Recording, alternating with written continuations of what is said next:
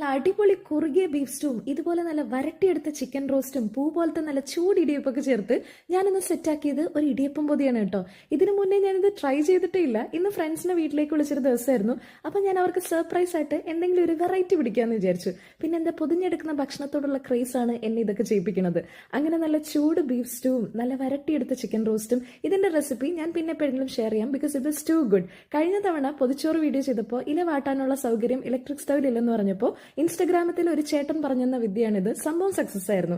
ഇനി എന്താ, കേരയുടെ 2 മിനിറ്റ്സ് ഇടിയപ്പം എടുത്തിട്ട് അവനിൽ വെച്ചിട്ട് 2 മിനിറ്റ്സ് ഹീറ്റ് ചെയ്തെടുക്കുക. നല്ല പൂ പോലത്തെ ഇടിയപ്പവും റെഡി.